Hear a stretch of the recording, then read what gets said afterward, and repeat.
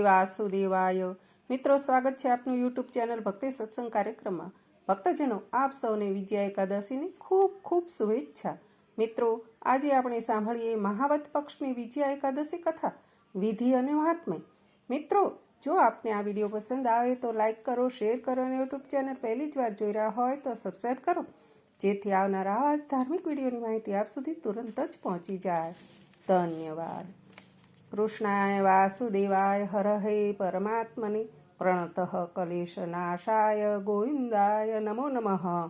હે કૃષ્ણ ભગવાન, હે વાસુદેવાય, હે પરમાત્મા, આપ અમારા તનમનના કલેશો, વિષય વિકારો અને અમારામાં રહેલા તમામ દુર્ગુણોનો નાશ કરો, અમને સદબુદ્ધિ આપો। દોસ્તો, આપણા સનાતન ધર્મમાં દરેક એકાદશીનું મહત્વ છે। આજે મહાવદ કૃષ્ણ પક્ષની એકાદશીનું વિશેષ મહત્વ છે। આજે ભગવાન શ્રી રામે પણ આ વિજયા એકાદશીનું વ્રત કર્યું હતું। જ્યારે લંકાપતિ રાવણ સીતાજીનું હરણ કરી ગયો હતો, ત્યારે ભગવાન શ્રી રામે આ વિજયા એકાદશીનું વ્રત કર્યું હતું અને ભગવાન શ્રી રામે લંકા પર વિજય પ્રાપ્ત કર્યો હતો। અને રાજા અમરીશે પણ આ વિજયા એકાદશીનું વ્રત કરેલ છે। એકાદશીનું વ્રત દેવી દેવતાઓ પણ કરતા હતા અને ભગવાન શ્રી નારાયણ હરિ તેમના પર પ્રસન્ન રહેતા હતા। માટે દરેક મનુષ્ય આ વ્રત કરવું જોઈએ। દિવસ દરમિયાન ઓછું બોલવું જોઈએ, વિષ્ણુ સહસ્ત્ર નામનો પાઠ કરવો જોઈએ, ગીતાના પાઠ કરવા જોઈએ, આખો દિવસ પ્રભુનું સ્મરણ કરવામાં વિતાવવો જોઈએ। જે મનુષ્ય આ વ્રત કરે છે તેને અલૌકિક આનંદ મળે છે અને આ લોકમાં શત્રુઓ પર વિજયની પ્રાપ્તિ થાય છે અને પરલોકમાં વિષ્ણુધામની પ્રાપ્તિ થાય છે। મિત્રો, વ્રત કરવાનો સંકલ્પ કરો ત્યારે જ પ્રભુ આપણને વ્રત કરવાની શક્તિ આપે છે અને પ્રભુ ભક્તિ કરવાનો અવસર મળે છે અને પ્રભુની કૃપાથી આ લોક અને પરલોકમાં વિજય પ્રાપ્ત થાય છે। દોસ્તો, આજે સવારે વહેલા ઉઠીને સ્નાનાદિથી પરવારી આપણને જે ભગવાન પર શ્રદ્ધા હોય, જેમ કે ભગવાન લક્ષ્મીનારાયણ, ભગવાન સ્વામિનારાયણ, ભગવાન રાધા કૃષ્ણની મૂર્તિને પંચામૃતથી સ્નાન કરાવીને પાટલા પર બિરાજમાન કરવી, સાથે શ્રી ભગવાન રામ સીતાની મૂર્તિને બિરાજમાન કરવી, તાંબાના કળશમાં જળ ભરીને પાટલા પર પ્રસ્થાપિત કરવો, ધૂપ દીપ કરવા, ફળ ફૂલ ધરાવવા, પ્રસાદ ધરાવી શકાય। મિત્રો, આ પ્રમાણે મંત્ર જાપ કરવો।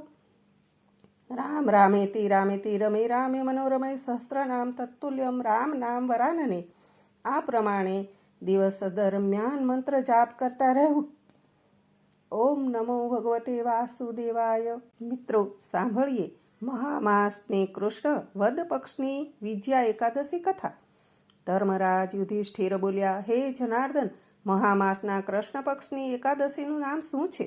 તેની વિધિ શી છે તે કૃપા કરીને કહો। શ્રી કૃષ્ણ ભગવાન બોલ્યા, હે રાજન, મહામાસની કૃષ્ણ પક્ષની એકાદશીનું નામ વિજયા છે। તેના પ્રભાવથી મનુષ્યને વિજય મળે છે। આ વિજયા એકાદશીના પ્રભાવથી અને તેના શ્રવણ પઠનથી સમસ્ત પાપો નષ્ટ થાય છે। એક સમયે દેવર્ષિ નારદે જગત પિતા બ્રહ્માજીને પૂછ્યું, હે બ્રહ્માજી, તમે મને આ મહામાસની કૃષ્ણ પક્ષની વિજયા નામની એકાદશીનું વ્રત અને વિધાન બતાવો। બ્રહ્માજી બોલ્યા, હે નારદ, વિજયા એકાદશીનું વ્રત પ્રાચીન અને નવા પાપોને નષ્ટ કરનાર છે। ત્રેતા યુગમાં મર્યાદા પુરુષોત્તમ શ્રી રામચંદ્રજીએ જ્યારે 14 વર્ષનો વનવાસ થઈ ગયો, ત્યારે તે શ્રી લક્ષ્મણજી તથા માતા જાનકીજી સહિત પંચવટીમાં નિવાસ કરવા લાગ્યા। ત્યારે પાપી રાવણે સીતાજીનું હરણ કર્યું। આ દુઃખદ સમાચારથી શ્રી રામ અને લક્ષ્મણ અત્યંત વ્યાકુળ બની ગયા અને સીતાજીની શોધમાં નીકળી પડ્યા। ફરતા ફરતા તેઓ મરણાસન્ન જટાયુ પાસે પહોંચ્યા। જટાયુ પોતાની કથા સંભળાવી સ્વર્ગલોક ચાલ્યો ગયો। થોડા આગળ વધીને શ્રી રામની સુગ્રીવની સાથે મિત્રતા થઈ અને વાલીનો વધ કર્યો। શ્રી હનુમાનજી રામચંદ્રજીની પાસે આવ્યા અને બધા સમાચાર કહ્યા। શ્રી રામચંદ્રજીએ સુગ્રીવની સંમતિ લઈને વાનરો અને રીછોની સેના સહિત લંકા તરફ પ્રસ્થાન કર્યું। જ્યારે શ્રી રામચંદ્રજીએ સમુદ્ર કિનારે મહાન અગાધ મગરમચ્છોથી યુક્ત સમુદ્ર જોયો, ત્યારે તેમણે શ્રી લક્ષ્મણજીને કહ્યું, હે લક્ષ્મણ, આ મહાન અગાધ સમુદ્રને કઈ રીતે પાર કરી શકીશું? ત્યારે શ્રી લક્ષ્મણજી બોલ્યા કે હે ભાઈ, તમે આદિ પુરુષ પુરાણ પુરુષોત્તમ છો. અહીંથી લગભગ અડધા યોજનની દૂરી પર કુમારી દ્વીપમાં બકદાલભ્ય નામના ઋષિ રહે છે. એમણે અનેક નામના બ્રહ્માને જોયા છે. તમે તેમની પાસે જઈને એનો ઉપાય પૂછો. લક્ષ્મણજીના વચનો સાંભળી શ્રી રામચંદ્રજી બકદાલભ્ય ઋષિ પાસે ગયા અને એમને પ્રણામ કરીને બેઠા.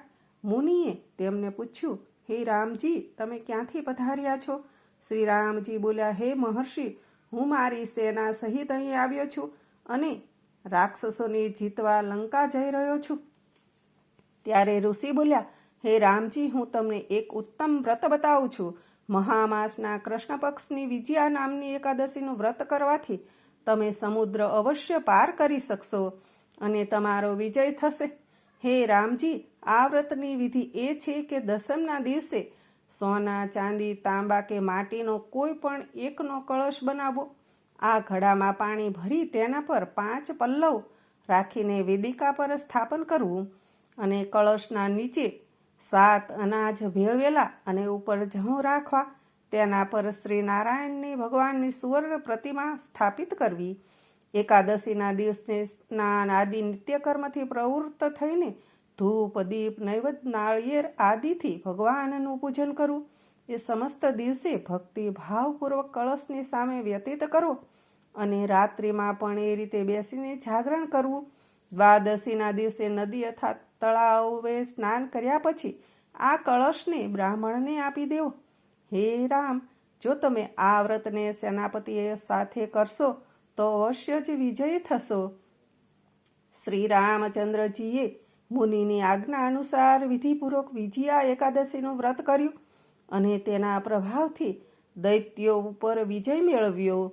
અતઃ હે રાજન, જે મનુષ્ય આ વ્રતને વિધિપૂર્વક કરશે તેને બંને લોકમાં વિજય થશે.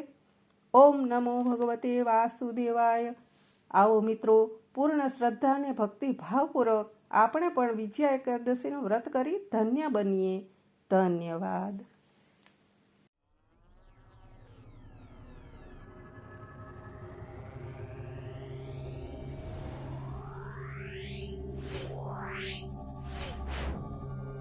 Yeah.